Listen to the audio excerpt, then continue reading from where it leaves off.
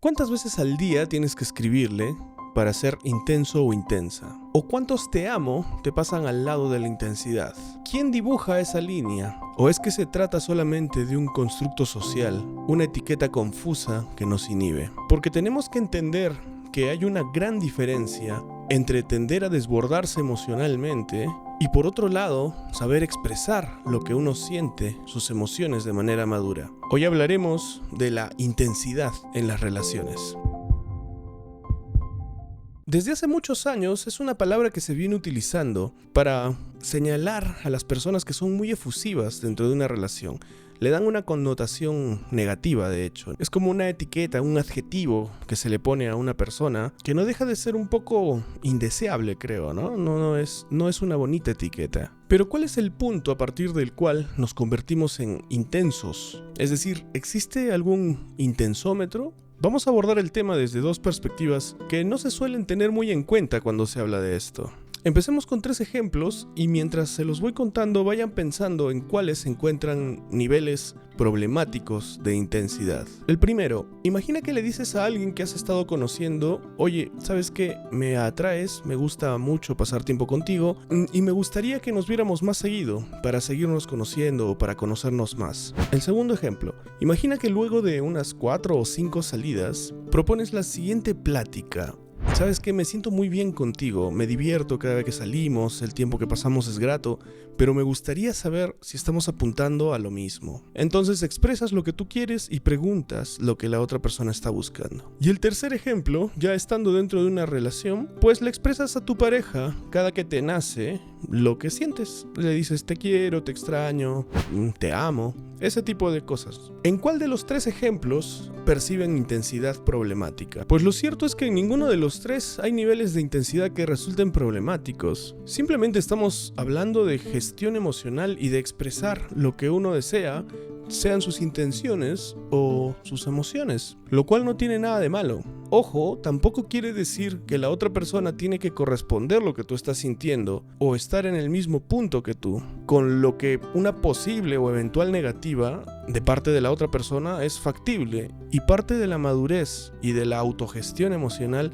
es también saber calzar esas negativas. ¿Pero a qué me refiero con madurez y autogestión emocional? En primer término es saber lo que sientes, tener una conexión con tus propias emociones. Además, aceptarlas y estar en condiciones, o sea, sentirse cómodo expresándolas. Y también implica saber negociar con uno mismo sobre estas emociones de manera que sean pertinentes y coherentes con ciertos momentos. Y hay que prestarle bastante atención a esto de la pertinencia. Vamos a verlo un poco más adelante. Hola. Si hasta ahora te va gustando lo que has escuchado o has aprendido algo nuevo, me ayudarías mucho con un like y suscribiéndote.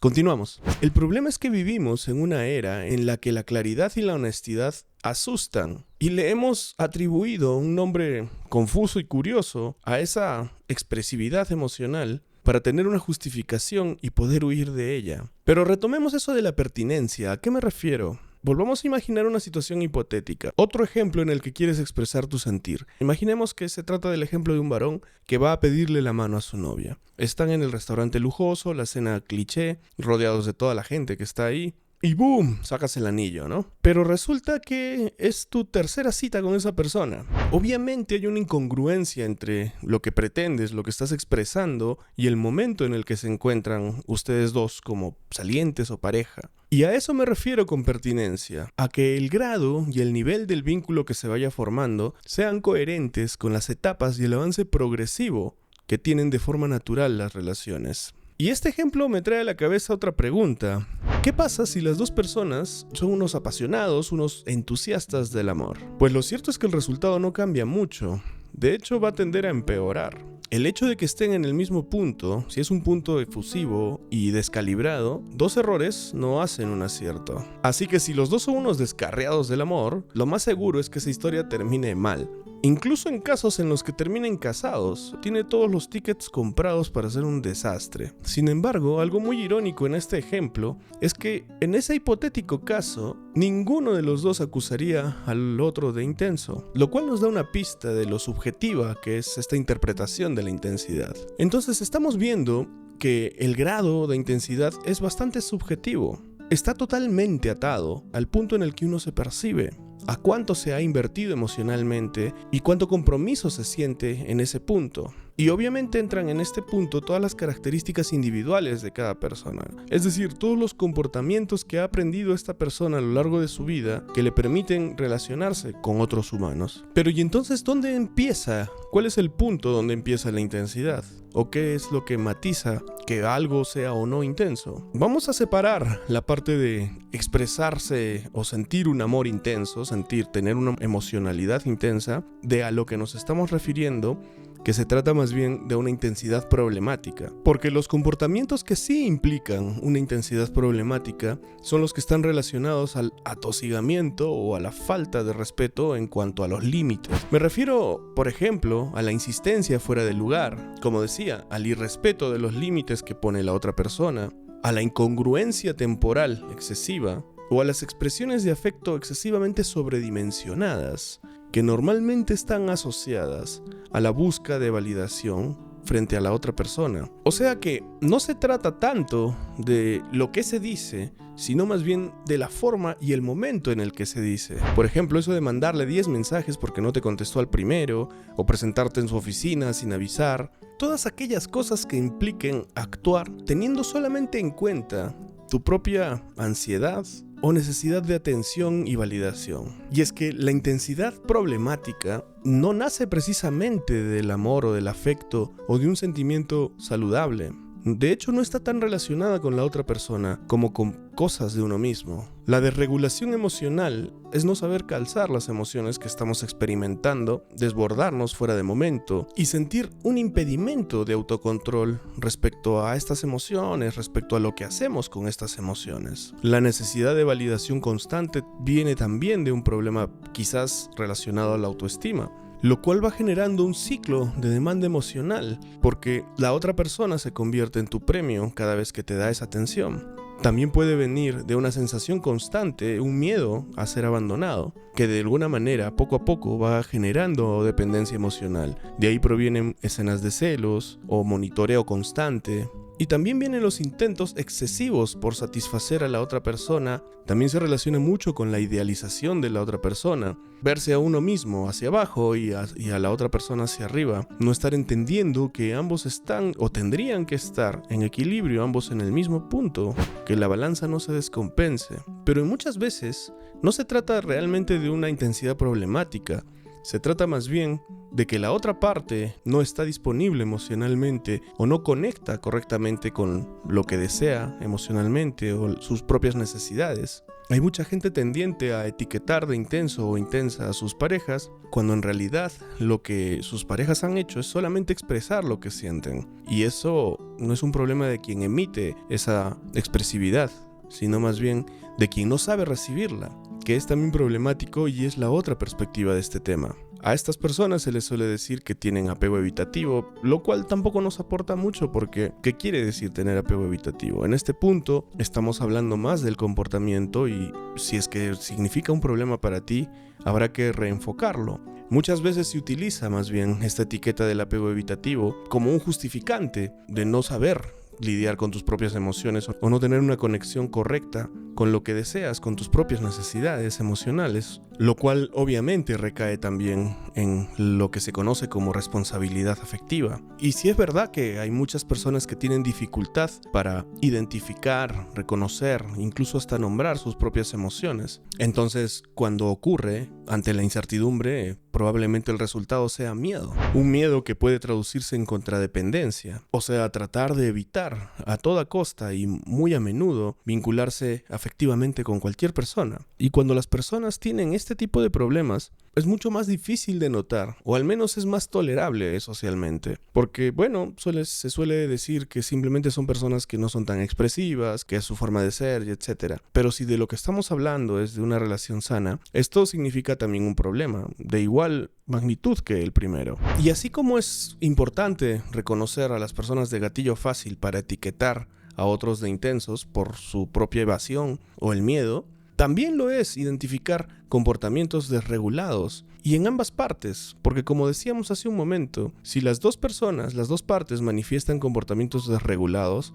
el problema no ha terminado, de hecho se ha gestado uno mucho mayor. Y es que nadie llama intenso a quien comparte tu mismo nivel de interés o de compromiso, aunque esté fuera de sí, o sea, aunque no sea coherente con el tiempo en el que están. Si tú le escribes "te extraño" a alguien que has conocido el fin de semana y la otra persona también está interesada y quiere expresarse, te dirá seguramente "yo también" y se convierte en un gesto romántico. Pero si le escribes "te extraño" y la otra persona te ve como simplemente el pasatiempo o el agarre del fin de semana anterior, pues te conviertes en un intenso o una intensa. Que una persona se enamore más rápido que la otra no es en sí mismo un problema, pero sí tiene el potencial de serlo si no sabes gestionarlo, si no sabes calzar lo que la otra persona opine al respecto y entender también que están en puntos diferentes, lo cual normalmente va a significar que vas a tener que bajarle un par de cambios o incluso aceptar una negativa rotunda y continuar con tu vida. Expresarle a alguien lo que sientes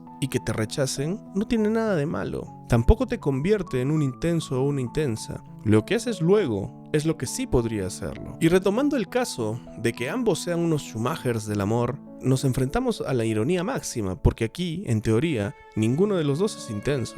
Sin embargo, ambos van a 1000 súper apresurados, quemando etapas, dándolo y todo. En lugar de intensos, en esos casos se llaman almas gemelas o alguna pendejada similar. Y eso se convierte en un escenario ultra peligroso porque cuando nadie pisa el freno, ninguna de las dos partes tiene siquiera el control del volante, lo más seguro es que se terminen estrellando, porque empiezan a pretender construir un edificio gigantesco cuando ni siquiera tienen aún el registro del terreno. Es la adicción al subidón de cómo me siento cuando estoy contigo. Pero es que claramente están enamorados, par de pendejos, ¿cómo se van a sentir? No se van a sentir mal. Y producto de ello empiezan a saltarse todas las partes en las que tendrían que conocerse. Y básicamente pasan de un hola a buscarle el nombre a su primogénito. Es una negación activa y constante de la realidad porque la fantasía se siente muy bonita. Porque te pregunto, ¿cuánto tiempo debería tomarte conocer a alguien que quieres que forme parte de manera permanente de tu vida? Y estas son palabras mayores. Sí entiendo perfectamente el subidón. Es agradable, es rico. En ese momento lo queremos todo y cuanto más rápido, mejor. Pero parte de la madurez y de relacionarse de manera saludable implica, de manera consciente, poner el freno a pesar de que todo tu ser te esté gritando que sigas y que te choques. No para dejar de sentir, sino para sentir de forma coherente con el momento y construir algo que sea sólido. De lo contrario, si sigues quemando etapas y simplemente te pasas todas las luces rojas, cuando se acabe el subidón no habrán creado confianza real, no existirá complicidad, no serán ni amigos, solo serán prácticamente dos extraños que se idealizaron el uno al otro. Y con ello el golpe será doblemente duro porque además de perder a la persona, perderán toda la fantasía de humo que se crearon entre los dos. Estoy seguro de que cada uno tiene sus propias métricas saludables, funcionales, de lo que le tomaría conocer a una persona que quieren dentro de su vida. Métricas adecuadas, maduras, que fueron más o menos establecidas en momentos de lucidez y sobriedad.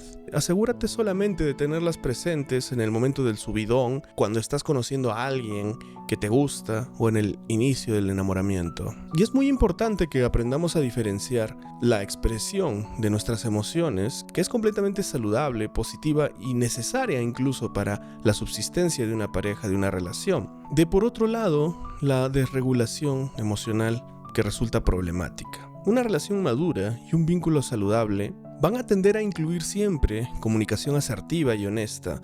La expresión de tus emociones hacia tu pareja es algo que tiene que existir, con lo cual también existe una vulnerabilidad consciente. Uno sabe que se está exponiendo, que se está abriendo emocionalmente ante la otra persona, y en eso también se fundamenta la confianza. Pero todo tiene que estar regido por la autorregulación emocional, y de cara a la otra persona, empatía y entender sus propias emociones, respeto por sus propias emociones. En ambos casos, respeto también de los límites que cada uno haya establecido. Es por eso que la compatibilidad es muy importante, porque de lo contrario los límites van a estar de uno por acá arriba y del otro por acá abajo. Y nada de esto va a ser posible si uno no se siente emocionalmente sólido y autónomo. Algo que vale la pena tener presente es que la intensidad extrema y el amor rara vez van a ir juntos. Donde sí existe un montón de intensidad y exabruptos es en el enamoramiento. Son dos cosas muy diferentes. Ya me dirás tú qué es lo que estás buscando y qué quieres construir. Y claro que es rico, es delicioso enamorarse y querer expresarlo todo, hablar a cada rato, querer pasar todo el día juntos. Pero el amor consciente no se trata solo de ese subidón, no se trata solo de las mariposas en el estómago. Se trata de ir construyendo de forma sólida y con paciencia. Así que la próxima vez que te traten de intenso o de intensa, pregúntate si estás expresando tus emociones o tus deseos, tus necesidades, de manera saludable y madura. Y si realmente estás siendo coherente con lo que estás sintiendo y la otra persona no está en el mismo lugar, y en lugar de expresarlo maduramente y tener una plática contigo, opta por descalificar tus emociones o simplemente etiquetarte, probablemente ese no sea tu lugar. Opta por cuidar de ti, y muchas veces eso significa pasar página. Y si estás en el otro lado del río, y quizás si te has identificado con los comportamientos que suele tener una persona intensa, pero de forma problemática, es probable que necesites llenar dentro de ti espacios por tu propia cuenta. Y si ese es el caso, aquí te dejo este otro video que seguramente te puede ayudar mucho. Ahí nos vemos.